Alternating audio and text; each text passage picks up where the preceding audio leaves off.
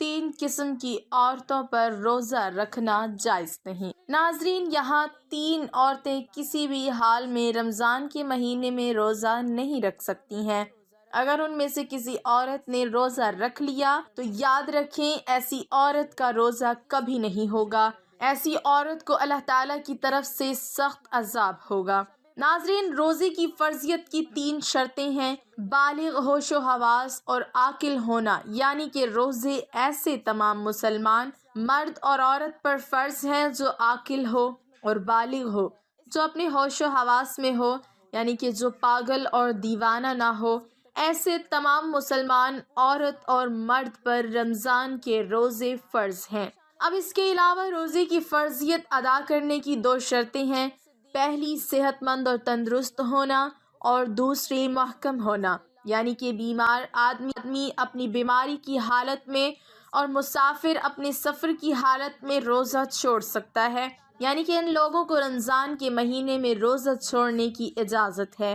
مگر یاد رکھیں اگر ایسے شخص رمضان کے مہینے میں روزہ رکھنا چاہیں تو وہ رکھ سکتے ہیں، ان کا روزہ قبول ہو جائے گا، لیکن اگر نہ رکھیں تو ان کو کوئی گناہ بھی نہیں ہوگا، یہاں بعد میں ان روزوں کی قضا کر سکتے ہیں۔ لیکن یہ 3 عورتیں ایسی ہیں جن کا رمضان کے مہینے میں روزہ رکھنا حرام ہے، یعنی کہ ان 3 عورتوں کا روزہ رکھنا جائز نہیں ہے۔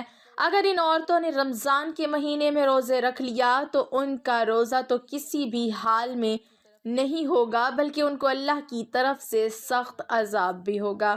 نمبر 1، سب سے پہلی عورت وہ ہے جو حیض کی حالت میں ہو۔ ایسی عورت کا رمضان کے مہینے میں روزہ رکھنا حرام ہے، مگر ایسی عورتیں بعد میں قضا کریں، وہ رمضان کے مہینے میں بھول کر بھی روزہ نہ رکھے۔ اگر کوئی عورت حیض کی حالت میں روزہ رکھ لیتی ہے تو اس کا روزہ قبول نہیں ہوگا۔ حدیث شریف میں ہے کہ حالت حیض میں عورت روزہ نہیں رکھے گی، اور حیض کی مدت ختم ہو جانے کے بعد ان پر ان دنوں کے روزوں کی قضا واجب ہے، جیسے کہ حضرت عائشہ صدیقہ رضی اللہ تعالی عنہا فرماتی ہیں کہ حضور نبی اکرم صلی اللہ علیہ وسلم ہمیں حالت حیض سے پاک ہونے پر روزوں کا حکم فرماتے۔ اس کے علاوہ روزے کی حالت میں اگر مغرب سے پہلے کسی بھی وقت عورت کو حیض آ جائے تو اس کی وجہ سے روزہ فاسد ہو جائے گا، اور پاک ہونے کے بعد اس روزے کی قضا لازم ہوگا، قضا رکھنا لازم ہوگا۔ جو عورت حیض و نفاس کی حالت میں ہو اسے کھانا پینا چاہیے، یعنی روزہ داروں کی مشابہت کی وجہ سے تنہائی میں بھی بھوکی پیاسی نہ رہے۔ البتہ اس کے برعکس اگر حائضہ عورت دن کا کچھ حصہ گزر جانے کے بعد پاک ہو گئی تو اب دن کے بقیہ حصے میں کھانے پینے سے رکا رہنا چاہیے۔ نمبر 2، ناظرین، دوسری عورت وہ ہے جو نفاس کی حالت میں ہو۔ عورت کے لیے نفاس کے ایام میں نماز پڑھنا اور روزہ رکھنا شرعاً جائز نہیں، البتہ ان ایام کے روزوں کی قضا لازم ہے، نماز کی قضا نہیں۔ نفاس کتنے دن تک شمار ہوگا اور نماز روزے کی کب قضا لازم ہے، اس سلسلے میں تفصیل درج ذیل ہے۔ اگر کسی خاتون کے ہاں پہلی ولادت ہو اور نفاس کا خون 40 دن مکمل ہونے پر بھی بند نہ ہوا ہو تو اس صورت میں 40 دن تو نفاس کے شمار ہوں گے اور اس سے زائد ایام استحاضہ کے شمار ہوں گے۔ غسل کے بعد ان ایام کی ہر نماز کے وقت باوضو ہو کر نماز ادا کرنا لازم ہوگا، اور استحاضہ کے دوران عورت روزہ بھی رکھے گی۔ اور اگر نفاس کا خون 40 دن سے بڑھ جائے اور اس عورت کے ہاں پہلے بھی بچے کی ولادت ہوئی ہے تو اس صورت میں اس سے پہلے بچے کی پیدائش کے موقع پر جتنے دن خون آنے کی عادت ہے اتنے دن کا خون نفاس شمار ہوگا اور باقی بیماری کا خون شمار ہوگا۔ ان باقی دنوں میں رہ گئی نمازوں کی بھی قضا کرنی ہوگی اور روزے جو چھوٹ گئے ہوں وہ بھی رکھنے ہوں گے، اور اگر خون 40 دن کے اندر بند ہو جاتا ہے تو وہ مکمل ایام نفاس کے شمار ہوں گے۔ ان دنوں میں روزہ نہیں رکھے گی اور نماز بھی ادا نہیں کرے گی، تاہم روزوں کی بعد میں قضا کرنی ہوگی۔ نمبر 3، ناظرین، تیسری عورت ہے حاملہ۔ ناظرین، ایسی عورتوں کا رمضان کے مہینے میں روزہ رکھنا حرام تو نہیں ہے، لیکن ایسی عورتوں کو روزہ چھوڑنے کی اجازت ہے، یعنی کہ حمل والی اور اپنے بچوں کو دودھ پلانے والی عورتوں کو اگر اپنے روزے کی وجہ سے اپنی یا اپنے بچے کی جان جانے کا خطرہ ہو تو ایسی عورتوں کو اجازت ہے کہ وہ روزہ نہ رکھے۔ اگر حاملہ عورت کو ظن غالب ہو کہ روزہ رکھنے کی صورت میں خود اس کی جان یا بچے کی جان کو خطرہ ہو سکتا ہے تو اس حالت میں عورت روزہ چھوڑ سکتی ہے اور بعد میں قضا کرنا واجب ہے۔ لیکن اگر شوہر مالدار ہے، کوئی دودھ پلانے والی عورت رکھ سکتا ہے تو دودھ پلانے کی وجہ سے ماں کو روزہ چھوڑنا درست نہیں۔ البتہ اگر وہ بچہ ایسا ہے کہ سوائے اپنی ماں کے کسی کا دودھ نہیں پیتا ہے تو ایسے وقت ماں کو روزہ نہ رکھنا درست ہے اور بعد میں قضا کر لے۔ سیدنا انس بن مالک کعبی رضی اللہ تعالی عنہ بیان کرتے ہیں کہ نبی کریم صلی اللہ علیہ وسلم نے فرمایا، اللہ نے مسافر کو روزہ اور نماز کا نصف معاف کر دیا ہے، اسی طرح حاملہ اور دودھ پلانے والی کو بھی۔ سیدنا عبداللہ بن عمر رضی اللہ تعالی عنہما سے حاملہ کے بارے میں پوچھا گیا جسے اپنے بچے کے نقصان کا خطرہ ہے، فرمایا وہ روزہ چھوڑ دے، اس کے بدلے میں ایک مسکین کو 1 مد یعنی تقریباً نصف کلوگرام گندم دے دے۔ ناظرین، اب آپ کو بتاتے ہیں کہ ایسی کون سی عورتیں ہیں جن کو رمضان کے مہینے میں روزہ چھوڑنے کی اجازت ہے۔ نمبر 1، اگر کوئی عورت سفر کی حالت میں ہو یا بیماری کی حالت میں ہو یا پھر اپنے بڑھاپے کی وجہ سے اتنی زیادہ کمزور ہو گئی ہو تو اگر اس نے روزہ رکھ لیا تو اس کی جان جانے کا خطرہ ہو سکتا ہے، تو ایسی عورتوں کے لیے روزہ چھوڑنے کی اجازت ہے۔ مگر ایسی عورت کو چاہیے کہ اگر وہ بعد میں صحت مند اور تندرست ہو جائے تو وہ ان روزوں کی قضا کرے۔ اگر بعد میں وہ پھر دوبارہ صحت مند نہ ہو سکی تو اسے چاہیے کہ وہ ان روزوں کا کفارہ ادا کرے، اور کفارہ یہ ہے کہ ہر روزے کے بدلے میں کسی مسکین کو 2 وقت پیٹ بھر کر کھانا کھلایا جائے۔ نمبر 2، اگر کسی عورت کو روزے کی حالت میں سانپ نے ڈس لیا ہو، اس کی جان جانے کا خطرہ بن گیا ہو تو ایسی عورت کو بھی حکم ہے کہ وہ اپنے اس روزے کو توڑ سکتی ہے، اس کو کوئی گناہ نہیں ہوگا، لیکن بعد میں جب وہ صحیح ہو جائے تو اس روزے کی قضا کرے۔ نمبر 3، عورت حیض سے پورے 10 دن اور 10 رات میں فارغ ہو گئی، اب اس کو چاہیے کہ وہ اگلے دن کا روزہ رکھ لے، اور اگر کم دنوں میں پاک ہو گئی اور اگر صبح ہونے میں اتنا وقت باقی ہے کہ اس کے پاس نہا دھو کر تھوڑا وقت بچے گا تو اس کو چاہیے کہ وہ روزہ رکھ لے۔ دین اسلام نے دنیا کے ہر خطے میں رہنے والے عاقل، بالغ اور مسلمان مرد و عورت پر ماہ رمضان کے روزے فرض کیے ہیں۔ قرآن حکیم میں ارشاد ہوتا ہے، رمضان کا مہینہ وہ ہے جس میں قرآن اتارا گیا، جو لوگوں کے لیے ہدایت ہے اور جس میں رہنمائی کرنے والی اور حق و باطل میں امتیاز کرنے والی واضح نشانیاں ہیں۔ بس تم میں سے جو کوئی اس مہینے کو پالے تو وہ اس کے روزے ضرور رکھے۔ فرض کی عدم ادائیگی قابل تعزیر ہے، لیکن اسلام چونکہ بطور دین سہل العمل ہے اس لیے اس میں جبر نہیں، جیسے کہ قرآن حکیم میں ارشاد باری تعالیٰ ہے، دین میں کوئی زبردستی نہیں۔ حضرت سیدہ عائشہ صدیقہ رضی اللہ تعالی عنہا کے پاس ایک خاتون آئی، کہنے لگی، اماں، ایک اچھے اخلاق والی عورت کے اندر کون کون سی خوبیاں پائی جاتی ہیں؟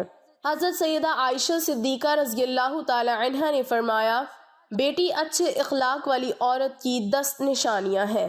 جس عورت کے اندر یہ 10 نشانیاں موجود ہوں، سمجھ لینا وہ عورت اچھے اخلاق والی ہے، اور جس عورت میں یہ 10 نشانیاں پائی جاتی ہوں، یقین کر لینا وہ عورت اسلام کی مقدس شہزادی ہے۔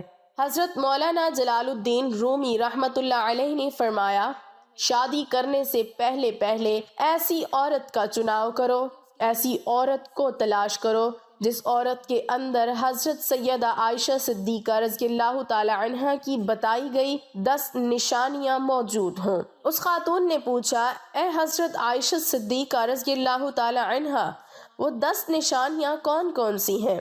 حضرت سیدہ عائشہ صدیقہ رضی اللہ تعالی عنہا نے فرمایا، بیٹی، پہلی نشانی، اچھی عورت جھگڑا کم سے کم کرے گی، اپنے شوہر سے جھگڑا بالکل ہی کم کرے گی، کیونکہ شوہر کے اوپر ہر وقت چڑھائی کرنے والی عورت، شوہر کو پریشان کرنے والی عورت اللہ تعالیٰ کے غضب کو دعوت دیتی ہے۔ ہر وقت چڑھائی کرنے والی عورت، تلخ لہجہ اپنانے والی عورت اللہ تعالیٰ کے غضب کو دعوت دیتی ہے، اور جب اللہ کا قہر ٹوٹتا ہے تو پھر روتی ہے، چلاتی ہے، لاوارث ہو جاتی ہے۔ اس کے رونے کا پھر اسے کوئی فائدہ نہیں ملتا۔ اس لیے اچھی اور باکمال عورت ہے وہ جو اپنے شوہر کے اوپر چڑھائی نہیں کرتی، اپنے شوہر کو پریشان نہیں کرتی۔ فرمایا نمبر 2، ایسی عورت جو اپنے ہاتھ کو ہر وقت کھولے رکھتی ہے، سخاوت چلاتی ہے اور صدقہ دینے میں دیر نہیں کرتی۔ اچھی عورت ہے وہ جو اپنے ہاتھ کو ہر وقت کھولے رکھتی ہے، دوسری عورتیں آتی ہیں، اپنی ضرورتیں پوری کرتی ہیں، اس کا سخاوت والا ہاتھ دوسری ضرورت مند عورتوں کی مدد کرتا ہے، اور وہ صدقہ دینے میں دیر نہیں کرتی، صدقہ بلاؤں کو ٹال دیتا ہے۔ بنی اسرائیل کی ایک خاتون کپڑے دھو رہی تھی، اس کا ایک بچہ اس کے ساتھ کھیل رہا تھا۔ ایک سائل آیا، بھوکا تھا، کہا اللہ کے نام پہ کچھ دے دو۔ اس عورت کے پاس ایک روٹی تھی، اس نے آدھی روٹی اس سائل کو دے دی، اللہ کے نام پر صدقہ کر دی۔ سائل وہاں سے چلا گیا۔ تھوڑی دیر بعد ایک بھیڑیا آیا، اس عورت کے بچے کو اٹھا کر دوڑ گیا۔ اب اس عورت کو کپڑے بھول گئے، بھیڑیے کے پیچھے دوڑتی چلی جا رہی ہے، میرا بچہ بھیڑیا لے کے جا رہا ہے۔ اچانک سے آگے ایک شخص نمودار ہوا، اس نے بھیڑیے کو پکڑ کر زمین پر دے مارا، اس کے بچے کو لے کر آیا، اس کی ماں کے ہاتھ میں دے دیا۔ اس عورت نے کہا تیرا احسان ہے مجھ پر، اے اللہ کے نیک بندے، تو نے مجھ پر اتنا بڑا احسان کیا، میرے بچے کی جان بچائی۔ اس شخص نے کہا میں بندہ نہیں ہوں، میں فرشتہ ہوں، یہ جو تو نے سائل کو اللہ کے نام پر آدھی روٹی دی ہے، اس آدھی روٹی نے اللہ کے نام پر دیے صدقے نے تیرے بچے کی جان بچا دی ہے۔ تو فرمایا اچھی عورت ہے وہ جو صدقہ دینے میں دیر نہیں کرتی۔ فرمایا نمبر 3، دن میں 5 وقت کی نماز ادا کرنے والی عورت، وہ اسلام کی مقدس شہزادی عورت جو قیمتی وقتوں میں سے وقت نکال کر دن میں 5 ٹائم نماز ادا کرتی ہے، بہت ہی باکمال عورت ہے۔